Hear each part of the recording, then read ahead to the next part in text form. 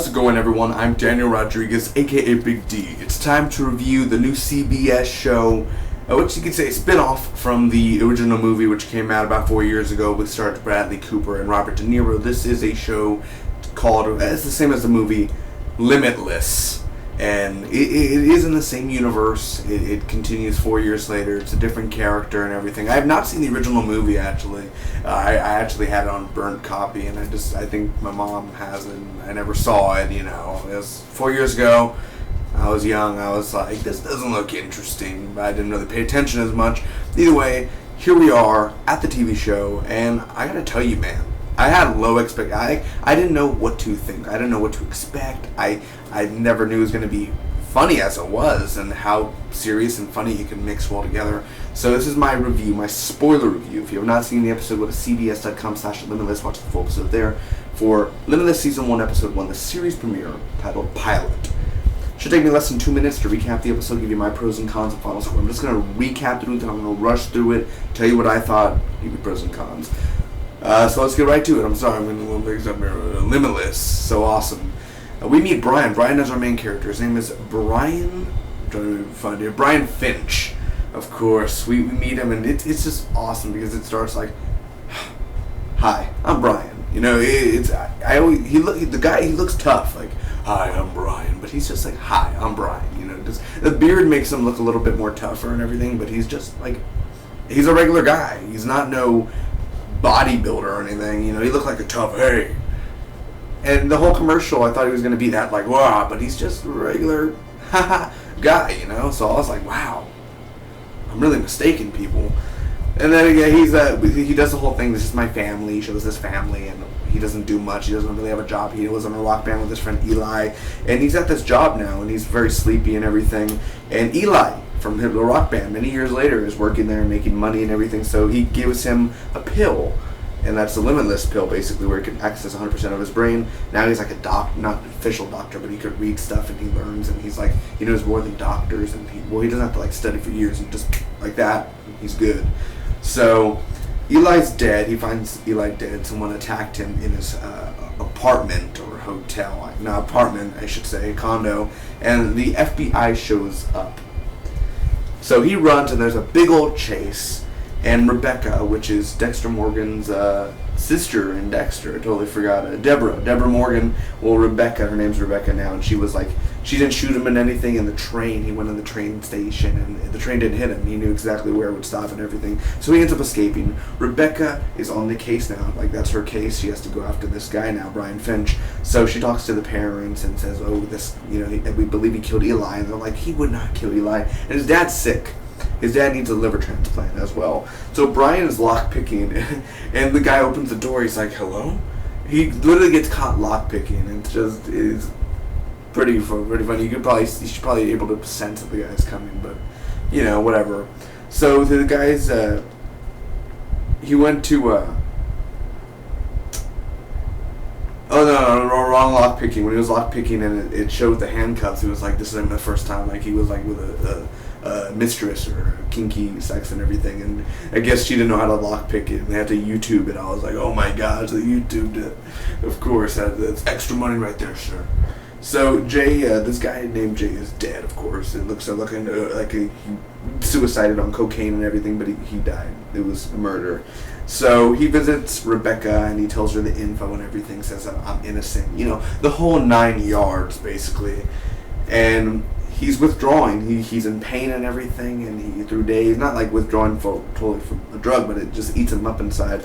So he goes to get the other guy. That's where he was lockpicking, and he catches him. So he's really like a OCD type of guy, not the main guy, but the guy named Adam. And we find out that he finds the money and pills under this plant, and we find out he's the one who killed Eli, his best friend.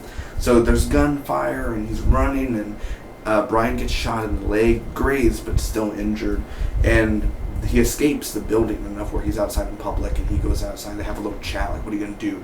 You're a fugitive right now. You're going to call the cops on me? So, that goes down. He has a bullet in him, and he's trying to get the tweezers and everything in his apartment, and he ends up passing out. So Edward arrives. Edward is Bradley Cooper's character. He arrives, and he's like, it's time we talked. Yeah, I mean, just the way he looked in the camera. It's time we talked. I was like,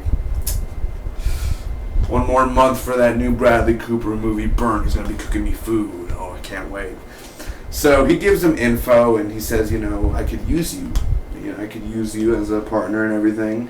So he goes to the bank, and he's like, set the silent alarm off. I love how he just goes, because he needs the FBI's attention, so that's how he gets... That's the same bank that Adam uses. So they end up busting Adam for having the dead pills in the blood of Eli up in there. So that's how they knew he killed Eli. And long story short, he gets arrested. The FBI, they offer him a job sort of to work with the FBI now. And the liver transplant for his dad was a success. So his dad is totally fine. What did I think about the series premiere overall of Limitless, guys? Let me tell you. I honestly thought it was great. It was great. I'm thinking about the new show's Minority Report. It was good. Not Limitless good. Blind Spot, it was okay. Minority Report and Blind Spot doesn't match Limitless. Limitless had a certain texture to it, a certain taste that I just enjoyed more than any other show this week. Let me give you the pros first. I do love the way that the character Brian Finch is portrayed. Since he's new to this universe and you think, oh, it's not about Bradley Cooper, it's not going to be good. It's fine, dude. He's a cool character. He makes me laugh. Sometimes you take him a little seriously. You see his family problems. You actually care for his family problems. You want to see his family get better. You see this rock band. You see him playing guitar. You just see that he's a likable guy, is what I'm saying. So that was really nice to have him there. The action in the show is not bad at all. I do enjoy the little action there, the gunfire, him running away, or him jumping down the stairwells and everything. That was really cool. That was something that I enjoyed, and I could picture actually being on set, them filming that. Bradley Cooper's cameo. Of course, he'll have more throughout the whole season, but I think he was perfect in here. He had the right time, the right pacing, and he came out in the right time. I like how they didn't shove him in the beginning or anything. They saved him towards the end, and that was where the best juicy burger was up in there. I love the opening. The opening where he introduces himself and everything, and it also gives us a glimpse later when he's being chased by the FBI. So that was a good opening to get your heart pumping and get to like, holy crap, this guy's running in traffic and everything. All the cars are going everywhere. The character Eli, sad to see Eli die, but he was actually very interesting in the way that they showed the murder scene when he had the cup and then he got shot and everything. Like, that was really cool of how that they do the back and forth rewind and fast forward. I really do enjoy that as well. They kind of did that Minority Report, but this was actually like shown instead of like holograms.